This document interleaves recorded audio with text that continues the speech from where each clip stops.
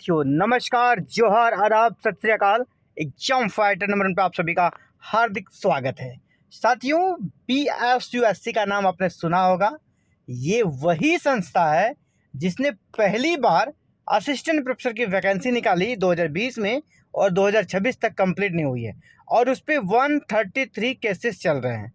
इस आयोग ने उस वैकेंसी के कंप्लीट हुए बिना दूसरी वैकेंसी निकाली और ये निकाली कॉन्ट्रेक्चुअल यानी फिक्स टर्म फैकल्टी की बात करो, बिहार में जो भी निकली थी, और यहाँ पर रिजल्ट भी प्रकाशित कर दिया गया है। लेकिन आयोग ने फिर से कर दिया खेला। जी हाँ, न्यूनतम योग्यता क्या मांगी गई थी? नेट क्वालिफाई चाहिए या PhD। लेकिन बिना नेट और PhD वाले भी असिस्टेंट प्रोफेसर बन गए। बिना नेट और PhD वाले का नाम भी रिजल्ट में आ गया है। यानी इस मामले में आप क्या कहना चाहेंगे? क्या अब जो बच्चे कर रहे हैं, BSUSC Bihar state university service commission के अध्यक्ष प्रोफेसर गिरीश चौधरी को इस्तीफा देना चाहिए? क्यों नहीं? क्योंकि पहली बार वैकेंसी निकली, वो भी विवादों में। दूसरी बार वैकेंसी निकली, ये भी अब तो आपने बिना नेट PhD वालों को भी दे दिया, असिस्टेंट प्रोफेसर बना दिया। ये कहीं से भी क्षम नहीं है। तो चलिए इस पूरे मामले को समझते हैं। ये है आप सभी के बीच जो मैं न्यूज़ दे रहा हूँ, इसका सौजन्य है दैनिक भास्कर पटना संस्करण। ठीक है, इसी के न्यूज अपडेट के आधार पर मैं आपको ये न्यूज़ दे रहा हूँ। ठीक है, हमने डायरेक्ट वो रिजल्ट अभी देखा नहीं है। डायरेक्ट वो रिजल्ट मंगाने का मैं प्रयास कर रहा हूँ जिस बच्चे के साथ ऐसा हुआ है, जिसके साथ इस प्रकार की मेहरबानी की गई है। तो अभी ये 8 अगस्त का न्यूज है दैनिक भास्कर का, और यहाँ पे देखिए 6 विषयों के लिए जारी चयन सूची में अनियमितता, असिस्टेंट प्रोफेसर भर्ती में आरक्षण, रोस्टर में गड़बड़ी तो हुई ही, अब बिना नेट PhD नियुक्ति दी गई। बिना नेट और PhD की भी नियुक्ति दी गई। मैं देखिए किसी स्टूडेंट्स के खिलाफ नहीं हूँ, लेकिन जब ये न्यूज़ पेपर में आ ही गया है तो मैं इसे आपके बीच पब्लिश कर रहा हूँ। ठीक है, ये न्यूज़ देखिए आप। केस 2 क्या हुआ है? नेट PhD पास किए बिना ही अभ्यर्थी बने हिंदी के असिस्टेंट प्रोफेसर। और ये मैं बार बार कर रहा हूँ, न्यूज़ दे रहा हूँ, दैनिक भास्कर पटना संस्करण 8 अगस्त का, देख लीजिएगा। गड़बड़ी का दूसरा मामला हिंदी विषय का है।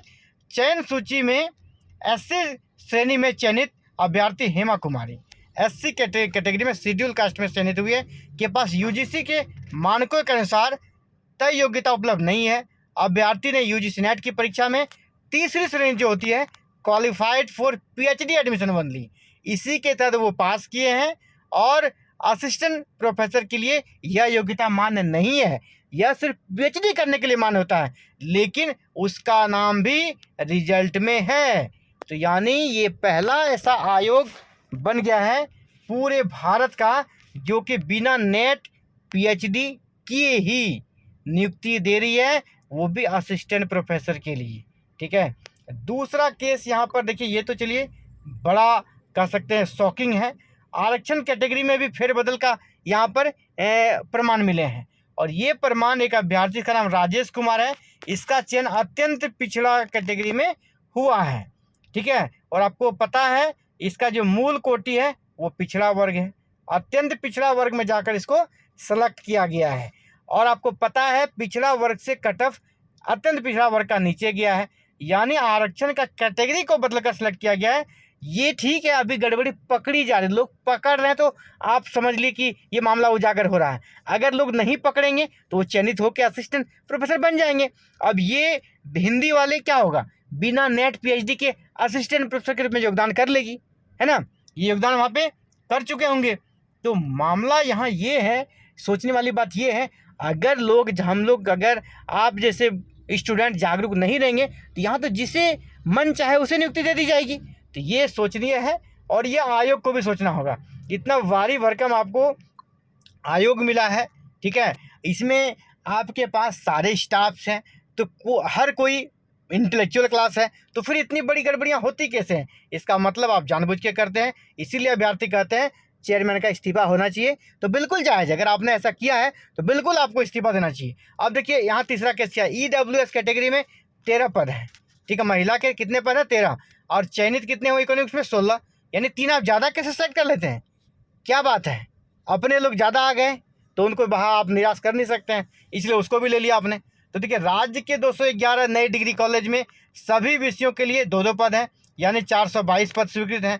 कोटिवार निर्धारित आरक्षण रोस्टर के अनुसार नियमित नियुक्ति करनी थी, है ना। ईडब्ल्यूएस के लिए 44 पद हैं, जिसमें 13 पदों पर ईडब्ल्यूएस महिला की नियुक्ति करनी थी, लेकिन इकोनॉमिक्स में आयोग ने 13 को के जगह 16 अभ्यर्थियों का चयन किया है, जबकि 33 के बदले 28 पुरुष ही चुने गए हैं। तो ये भेदभाव क्यों किया गया है, क्या इसके पीछे रीजन है, ये आयोग को जरूर बताना चाहिए। तो फिलहाल साथियों ये बड़ी ब्रेकिंग न्यूज़ थी आप सभी के लिए। आपको क्या लगता है, इस वैकेंसी में करप्शन हुआ है, नहीं हुआ है, या बिल्कुल पारदर्शी तरीके से बहाली हुई है? ये सारी गलतियां क्यों हुई है, इसको जानबूझकर किया गया है या ह्यूमन एरर है? इसको आप अपने कमेंट में ज़रूर बताइएगा, ताकि आगे का हम लोग प्लानिंग कर सकें उसी के अकॉर्डिंग आपके हित में। थैंक यू, आप सभी का बहुत बहुत आभार। और साथ ही एक रिक्वेस्ट, अगर चैनल पर नए हैं और आपका गोल हायर एजुकेशन है तो चैनल को सब्सक्राइब कर लीजिएगा, क्योंकि हायर एजुकेशन से जुड़ा अपडेट आपको एवरीडे चैनल पर मिलता रहेगा। थैंक यू, जय हिंद, जय भारत।